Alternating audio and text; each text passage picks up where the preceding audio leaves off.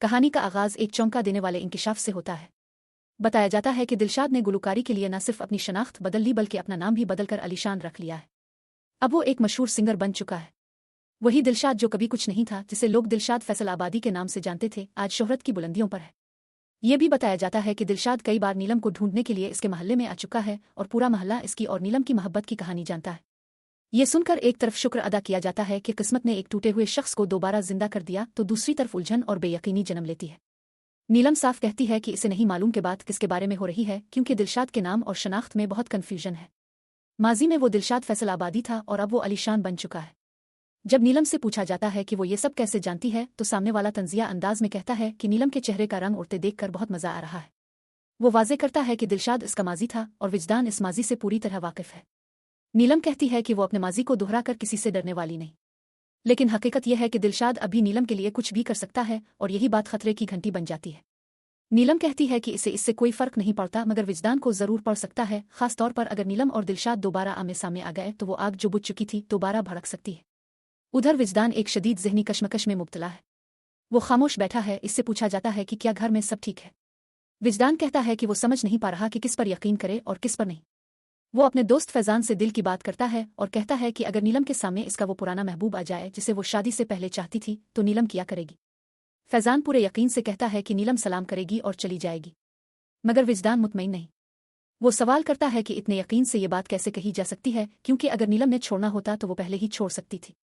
फिर वो चौंका देने वाली बात कहता है कि नीलम अब तक दिलशाद के राब्ते में है।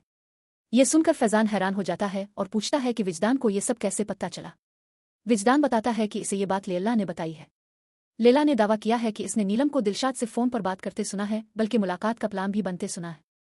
फैजान शक जाहिर करता है कि लैला झूठ भी बोल सकती है, मगर विजदान कहता है कि लैला झूठ नहीं बोल सकती, क्योंकि लैला को दिलशाद के नाम का इल्म नहीं था, फिर भी इसने खास तौर पर दिलशाद का नाम लिया। यही बात विजदान को कन्फ्यूज कर रही है। कहानी आगे बढ़ती है और मंजर बदलता है दिलशाद उर्फ अलीशान की दुनिया में। वो अब एक मशहूर सिंगर है, हजारों लोग उसके फैन हैं।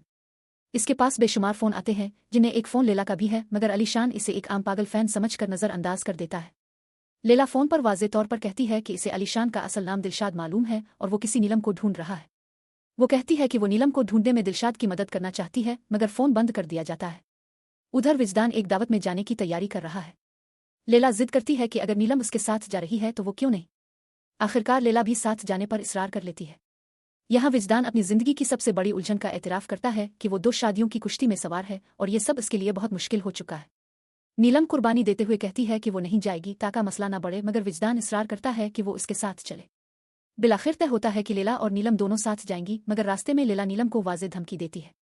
वो इसे याद दिलाती है कि विजदान पहले से शादीशुदा है, इसका एक बेटा भी है और पहली बीवी उसके सामने खड़ी है। वो नीलम को मजबूर करती है कि या तो वो खुद इस घर से चली जाए या इसे निकाल दिया जाएगा। ये दबाव नीलम बर्दाश्त नहीं कर पाती और अचानक इसकी तबीयत खराब हो जाती है।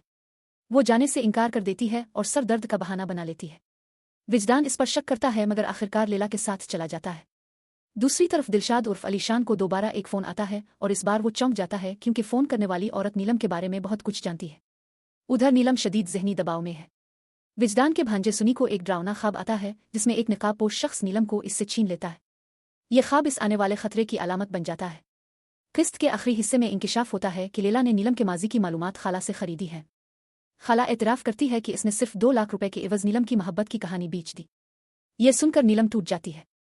वो कहती है कि मोहब्बत कोई गुनाह नहीं और दिलशाद इसका माजी था, मगर खाला इसे बदकिरदार करार देती है और कहती है कि वो ऐसी बेटी कभी ना चाहे। किस्त का इख्तिताम नीलम के इस जुमले पर होता है, ऐसा पैसा कभी रास नहीं आता, कभी रास नहीं आता।